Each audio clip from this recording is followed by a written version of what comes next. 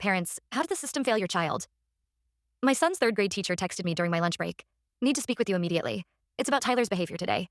I thought he'd gotten in trouble for talking too much again. Tyler's always been chatty, but he's a good kid. I called her back between bites of my sandwich.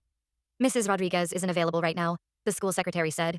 But she wanted me to tell you Tyler needs to be picked up. He's been disruptive.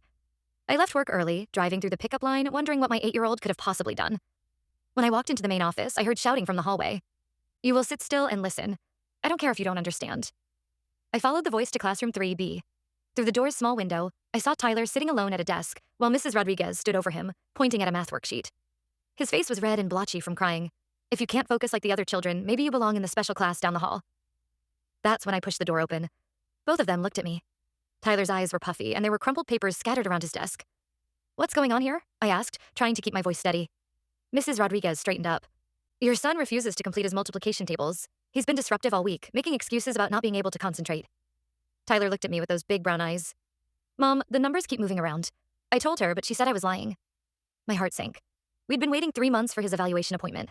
The pediatrician suspected ADHD, but the specialist had a huge waiting list. I'd sent 3 emails to the school about it. Did you get my emails about Tyler's upcoming evaluation? I asked.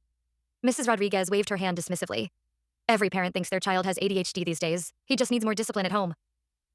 I looked at Tyler's worksheet. He'd written the number 6 backwards, erased it so many times there were holes in the paper. In the margins, he'd drawn tiny robots, something he does when he's anxious.